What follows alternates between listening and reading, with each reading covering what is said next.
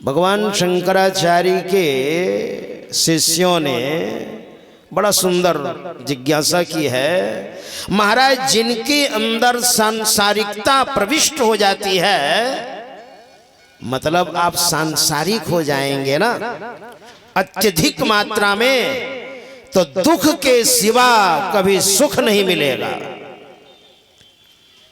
और सुख तो चाहिए ना। बहुत जब आदमी दुखी हो जाते हैं ना, वही आदमी लाइन में कट जाते हैं, शरीर में तेल डाल करके जल करके मर जाते हैं और गले में फसरी लगा लेते हैं। बहुत जब आदमी दुखी हो जाते हैं तब, मतलब अत्यधिक मात्रा में सांसारिक हो गए, सांसारिकता प्रविष्ट हो गई। वही भगवान शंकराचार्य से शिष्यों ने जिज्ञासा की, संसार हृतकः, सांसारिकता प्रविष्ट हो जाए महाराज तो उससे निकलने का उपाय क्या है? संसार हृतकः का श्रुति जात्म बोधः, वेद से उत्पन्न आत्मज्ञान के द्वारा सांसारिकता को नष्ट किया जा सकता है। वेद से उत्पन्न ऐसा कहा है। अत्यधिक मात्रा में सांसारिकता प्रविष्ट हो जाए तो सत्संग मिल जाएगा, है ना? तो सत्संग से आपका कल्याण हो जाएगा। ऐसे महापुरुषों के समकक्ष बैठकर सत्संग करना, महापुरुषों की सन्निधि में बैठ करके सत्संग करना, यानी महापुरुषों के संपर्क में जब आएंगे तो सत्संग प्राप्त होगा। और उस सत्संग से क्या होगा? श्रीमद् भागवत में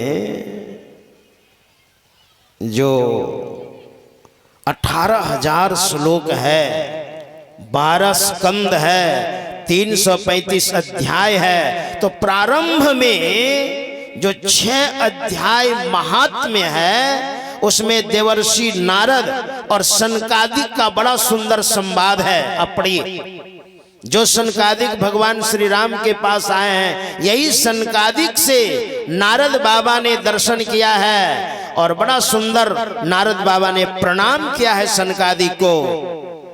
महाराज, आप बहुत बड़े हैं और मैं तो बहुत छोटा हूं, नारद बाबा ने कहा। और प्रणाम करके क्या कहा? भाग्योदयेन बहुजन्म समर्जितेन, पूर्व जन्म की अनेक जन्मों की पुण्य की पूंजी जब एक ही साथ प्रकट हो जाए तो आप जैसे महापुरुषों की सन्निधि प्राप्त होती है। महाराज, उसको कहते हैं भाग्य का उदय हो गया है। पुण्य पुंज बिनु मिलहि न संता, सतसंगति संसृति कर अंता। संसार विनष्ट हो जाएगा जब आप जैसे महापुरुषों के संपर्क में आने से। और महाराज, अनेक जन्मों की पुण्य की पूंजी जब इकट्ठी होती है ना, तो आप जैसे महापुरुषों के दर्शन प्रसन्न होते हैं। नारद बाबा स्वयं कह रहे हैं सनकादिक को, भाग्योदयेन बहुजन्म समर्जितेन, सत्संग लभम च पुरुषो यदा वै, अज्ञान हेतु कृत मोह मदांधकारम नाशम विधाय ही तदोदयते विवेक। और आप जैसे महापुरुषों की सन्निधि में बैठकर जब सत्संग करते हैं तो उनको क्या मिलता है? तदोदयते विवेक, उस पुरुष को विवेक होता है। और विवेक का मतलब होता है परिमार्जित ज्ञान, शोधा हुआ ज्ञान। और ज्ञान से क्या होता है? ज्ञान से होता है मोक्ष।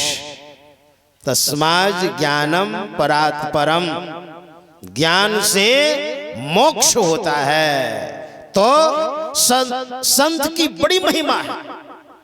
भगवान श्री राम स्वयं माता सबरी को क्या कहते हैं, देखिए, सातम सम मोहि मई जग देखा और मोते अधिक संत करि लेखा।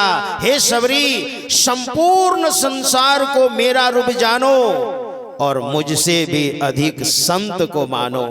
अगर संत नहीं होते ना तो भगवंत के बारे में कौन बताते हैं? वो संत ही बताते हैं ना।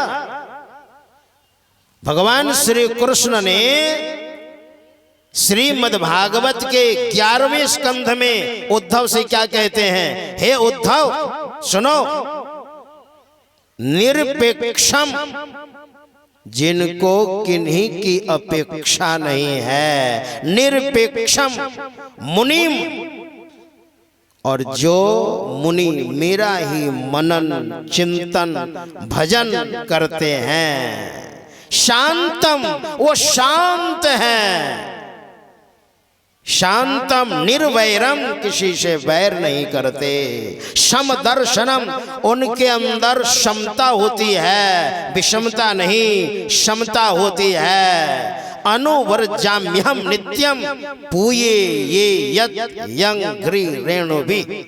ऐसे महापुरुष, ऐसे संत जब आगे चलते हैं ना, उसके पीछे पीछे मैं चलता हूं। और ऐसे संत के चरण से चरण धूल उड़े ना और मेरे शरीर में लगे, इसी ख्याल से उन संतों के पीछे मैं चलता हूं। हे उद्धव, संत तो हमारे प्राण हैं। और संत पलटू साहब ने बड़ा सुंदर उद्धव और भगवान श्री कृष्ण के संवाद को अपनी भाषा में उसको कहा है कि संत हमारे प्राण, रहो मैं साथ में, तीन लोक सब रहे संत के हाथ में। मोहू डारी बेची उजुर में ना करा, अरे हारे पलटू हरि संतन की बात उधो से मैं कहा। संत तो मेरे प्राण हैं, जैसे शरीर में प्राण निकल जाए या शरीर मृत हो जाएगा, मुर्दा हो जाएगा, उसी तरह से संत तो हमारे प्राण है। और तीनों लोक रहे संत के हाथ में। अगर संत मुझे किसी के हाथ में बिक्री कर दे तो मुझे कोई एतराज नहीं। ऐसे संतों का विशेष कृपा जिस जीव पर होता है तो वही संत सद्गुरु होते हैं। इसलिए हम लोग कहते हैं संत सद्गुरु। ऐसे गुरु महाराज का ज्ञान यानी भजन भेद लेकर के ध्यान कीजिए, आपका कल्याण होगा। श्री सद्गुरु श्री सद्गुरु महाराज की जय।